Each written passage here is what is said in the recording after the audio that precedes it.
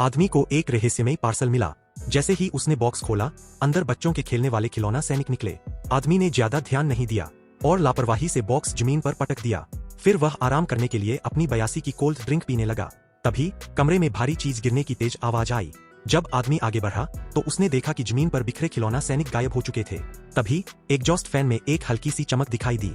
जैसे ही वह कारण जानने के लिए आगे बढ़ा, उसके पैर में अचानक से बहुत तेज दर्द हुआ। एक खिलौना चाकू। अचानक उसे लगा जैसे कुछ शेल्फ के नीचे है। वह तुरंत झुककर देखने लगा। जिसका इंतजार उसे था वो थी गोलियों की एक बौछार। उस पर हमला हुआ। हमला होते ही वह तेजी से दीवार के सहारे खड़ा हो गया। वह संभल ही रहा था कि सोफे के नीचे से एक छोटा सा न्यूक्लियर बम उसकी ओर आया। बम ने ठीक उसके घुटने को निशाना बनाया। दर्द से कराहते हुए वह तुरंत पलटकर सीढ़ियों के नीचे छिपने लगा। फिर वह रेंगकर वॉशरूम की ओर भागा।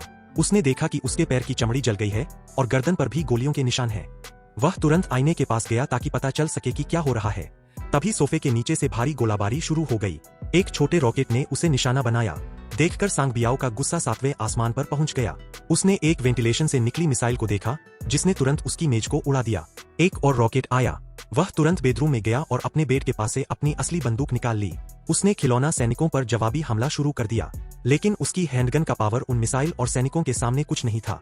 लगातार गोलाबारी के चलते सांग बियाओ को किचन में भागना पड़ा। उसने अपनी पसंदीदा असॉल्ट राइफल निकाली और सोफे पर अंधाधुंध गोलियां दाग दी। इसके बाद सांग बियाओ ने सोफा हटाया तो देखा कि कई सैनिक मर चुके थे, लेकिन बचे हुए सैनिक असली सैनिकों की तरह लड़ रहे थे।